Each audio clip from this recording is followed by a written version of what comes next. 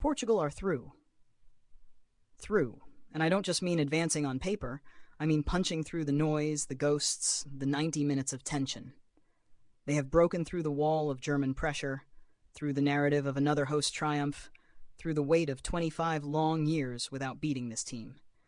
And they've done it at the Allianz Arena, of all places, a place where Germany don't just play, they command. Until tonight. Let me tell you what this felt like, because if you're here for stats, you're listening to the wrong voice. This wasn't a match. This was a slow-burn thriller that forgot to tell you which side was the hero until the final reel. The Germans were in control, methodical in their menace, surgical in their positioning, and then, just when it looked like Portugal were going to die by 1,000 precise cuts, the story turned. And didn't it just turn? Florian Wirtz put Germany ahead with a header that was so clean it felt rude. You could see the whole blueprint of the move before it even happened. The 1-2 with Kimmich, the darting run, and then that hang time. The kind of header you only score when gravity owes you a favor. And in that moment, Germany looked like they were setting the tempo, composing the symphony. You know, the whole classical German order. Bach, Beethoven, brutal first-half pressing. But football, dear listener, is not composed. It's improvised. Roberto Martinez threw on Francisco Conceição, a name that already echoes with nostalgia for anyone with a memory longer than TikTok's attention span. And what a script this was. The son of the man who last delivered Portugal's victory over Germany, stepping onto the stage with a poise that felt entirely genetic. One step, 2 touches, and then a whip-crack shot from the edge of the area that bent time itself. I swear Ter Stegen blinked and the ball was behind him. It wasn't just a goal. It was a resurrection. Suddenly the shirts looked brighter.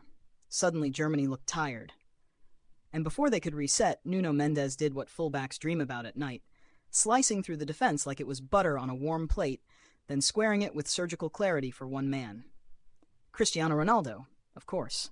And of course he scored. Because say what you want about time and age and diminishing roles, Ronaldo still lives for the moment when the game needs an exclamation mark. And he planted it right there. 2-1, Portugal. Now, I've seen turnarounds, but this had drama, poetry, and just enough chaos to make it sing. It wasn't about tactics anymore. It was about nerve.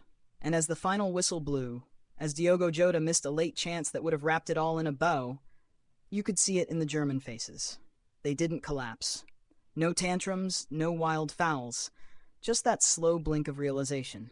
They had the ball, they had the crowd, but they didn't have the courage of the final act. Portugal did. And now the 2019 champions are through to another final. They will stay in Munich, waiting for Spain or France, whichever side manages to crawl through their own fire first. But this semifinal, was about a team who remembered how to believe again, and about a country who once every generation sends in a Conceição to burn the house down. Let's talk about that first half. Not in the tidy bullet points of a match report, but in the way it felt. Because it felt like Germany were slowly boiling Portugal in a pot, lid on, no one noticing, until someone finally screamed. The first half was a mood piece. You know those dream sequences in films where nothing terrible is actually happening, but something still feels off? That was Portugal's first 45. Germany were there, always there. The passes clicked, the press compressed. Goretzka floated forward like a man who knew something no one else did. Kimmich, the man of the hour, a centurion for his country, looked like he had turned the pitch into his living room rug. Every Portugal attack felt like it had to crawl through barbed wire just to reach the halfway line. And yet, for all that domination, it was still 0-0. Portugal? They were shadows of themselves. They looked like the ideas were there. Mendes always willing, Fernandes always fidgeting with possibility. But the final ball had a kind of cowardice about it.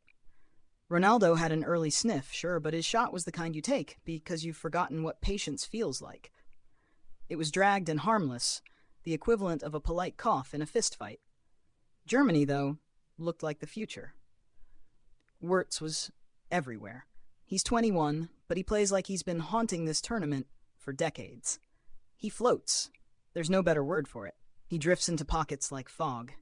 His chance in the opening minutes was a warning shot.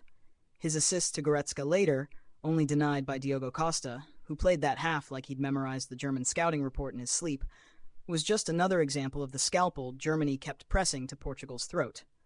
And yet, halftime came, and the scoreboard still said 0-0. Why?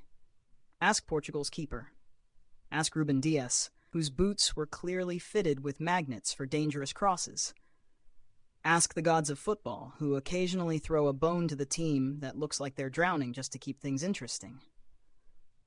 Now, when the second half started, there was no polite build-up, no chess match. It was like Germany returned to the field and said, "We're done playing with our food." Florian Wirtz opened the floodgates with that looping header, a goal so premeditated it should have come with a diary entry. Kimmich's ball into the box was disrespectful in the best way. Just floated it like, "Here, do your thing." And Wirtz did. 1-0. The Allianz Arena trembled. At that point, it looked inevitable. You could smell a second German goal on the wind. The press intensified. The Portuguese midfield started losing their shapes. Fernandes, Silva, Neves, they were spinning like a fidget spinner left out in a storm. And then, the substitutions. Conceição came on like someone had dared him to change the game. And 5 minutes later, he did exactly that. The move wasn't flashy. It was furious. One touch to settle, one to dribble, and then the shot. My God, the shot. It bent away from Ter Stegen like it didn't want to be saved. That net didn't just bulge. It howled. Germany stumbled. Just for a second. Enough. Because another 5 minutes passed. That's all it took. And suddenly, Mendes was surging down the flank like a man possessed. That little give and go with Fernandes was the kind of move you teach in youth academies and then never see again because it's too perfect for this broken world. He squared it, and Ronaldo was there. Of course he was. 2-1. 15 minutes. 2 goals. Everything changed. And yet, the match didn't settle after that. If anything, it got stranger. Portugal suddenly found rhythm where there was only resistance. Germany, proud, seething Germany, lost their metronome. It wasn't that they fell apart. No, they kept coming. But it was like watching a concert pianist suddenly forget the middle of the song. A note off here. A hesitation there. And Portugal, they smelled it. The last 10 minutes were a symphony of stress. There were chances. Yoda should have sealed it. Conceição almost did. Adeyemi hit the post like he was trying to make the woodwork famous. But no one else scored. The whistle blew. 2-1. Portugal made it ugly. They made it dramatic. But above all, they made it. Let's get into it, these two teams, because the match wasn't just a story of goals and substitutions. It was two footballing philosophies grinding their teeth against each other until one cracked. Portugal versus Germany. Heart versus machine. Improvisation versus orchestration. And it turns out, for one night at least, heart won. Let's start with Germany. And not just the Germany we saw tonight, but the idea of Germany. This was a team built to run things. Clinical, poised, organized. You look at that starting 11 and it reads like a threat. Kimmich in his 100th cap, a human metronome in boots. Wirtz playing like he was born with an internal compass pointed toward goal. Goretzka, a man made entirely of quadriceps and menace. They didn't come to play football. They came to win football. And for 50 minutes, it looked like they would. That first half wasn't just possession. It was possession with intent, with menace. Like a chess grandmaster giving you only one piece to play with and daring you to pretend you're still in the game. They smothered Portugal without ever needing to raise their voice. But there's a catch to all that precision. It's fragile. One wrong pass, one late tackle, and the whole system stutters like a scratched record. And that's exactly what happened after Portugal equalized. Germany didn't collapse. That would have been too dramatic for them. But they disintegrated, slowly. Like a sandcastle you forgot was within reach of the tide. Even the subs, Adeyemi, Gnabry, Füllkrug, they came on like cavalry without orders. Each of them tried. Of course they did. But the shape was gone. The rhythm was lost. It wasn't a lack of talent. It was a lack of clarity. For the last 20 minutes, Germany were playing a song they no longer remembered how to finish. Now Portugal, oh Portugal, they didn't win this match because they were better. They won it because they believed better. Because even when they were getting pressed into oblivion, they didn't panic. Martinez didn't blink. He changed the shape, changed the tempo, changed the mood. He turned the match from a concert into a street performance. They played like they were tired of being the elegant loser. They played like a side haunted by all the times Germany had outclassed them, outthought them, out-everything-ed them. And when the moment came, when the equalizer went in, you could feel something shift. Not just tactically, existentially. Portugal realized the game was not out of reach. And once you believe that, anything is possible. And it wasn't just about brilliance. This wasn't a night where Portugal dazzled for 90 minutes. No, they suffered. They hung on. Fernandes limped. Ronaldo huffed. Neves got overrun, but they kept climbing, kept clawing. And when the goals came, they celebrated like a side that had been underwater and just broke the surface. It was scrappy. It was wild. It was earned. That's what made this a proper semifinal, because it wasn't just a test of who had the better footballers. It was a test of who could stay standing after the momentum swung and swung and swung again. Germany came in looking like the future, but Portugal, they played like come back from it. And now they're going to the final. Germany will have to live with this one. Not because they were bad, they weren't, but because they didn't finish what they started. The pressing faded, the sharpness dulled, and when it mattered most, they blinked. Portugal, they didn't. They stared the moment right in the face and said, "We've waited 25 years for this. You blink first." Let's talk about the players. The humans behind the noise, the tactics, the scoreline. Because this wasn't a match that drifted past anonymously. No, this was one of those rare nights where almost every name on the team sheet left fingerprints on the outcome. Some because they soared, some because they sank. Start with Cristiano Ronaldo, of course. You always start with him. Because whether he scores or not, he's the gravitational pull around which all narratives bend. Tonight, he didn't just score. He waited. He lurked. He spent 60 minutes being, well, frankly annoying, dropping too deep, losing his marker too easily, doing the thing where he flails his arms at teammates like a coach who's also somehow disappointed in himself. And then came his moment. The one every neutral groans at and every Portugal fan lives for. Mendes squares it, Ronaldo taps it in. It's a simple goal, maybe even boring, unless you remember that he's 40 and still there. Still scoring. Still bending matches to his will, like an old magician who refuses to hand over the wand. And Mendes, my word. Nuno Mendes was a live wire. There are matches where fullbacks stay tidy, keep their zone, follow the plan. Mendes looked at the plan, ripped it up, and used it as a cape while he tore past the German backline like a winger. That assist? It wasn't just clever, it was committed. He made a decision most players wouldn't even think to make. If Ronaldo's goal was the climax, Mendes wrote the sentence before it. But the soul of Portugal tonight, that was Francisco Conceição. I don't care that he only played 30 minutes. He owned those 30. Some players enter a match like a sub. He entered it like a thunderstorm.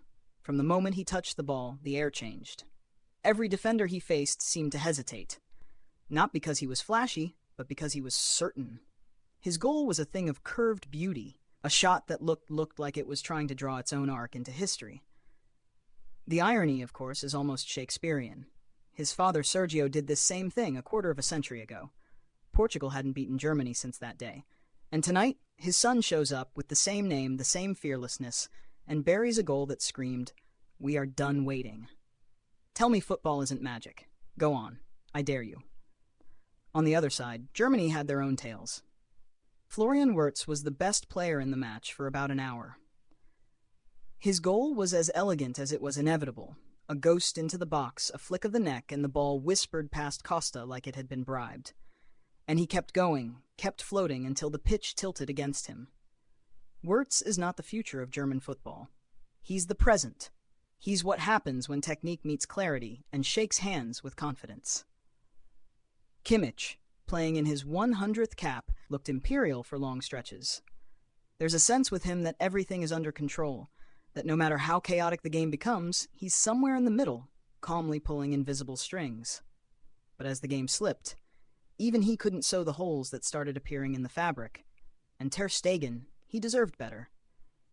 He kept Germany in the match, denied Jota, denied Conceição. Even Ronaldo's chance in the build-up to Jota's miss, all smothered. But goalkeepers can't win you matches. They can only delay your suffering. Others drifted. Goretzka faded. Sane disappeared. Pavlovic's name was barely mentioned after halftime. And that's what this game does. It spotlights the brave and forgets the timid. Portugal's substitutions screamed intent. Germany's whispered confusion. Fernandes, Silva, Vitinha. Portugal's midfield was a cocktail of grit and guile. Fernandes took a beating and kept ticking. Vitinha came on and looked like a scalpel in a drawer full of hammers. Even Jota, despite missing a late chance that could have padded the result, ran like he had a secret only the final whistle would reveal. But tonight belonged to the ones who felt the moment, not just filled it. This has been Across the Pitch. Over and out.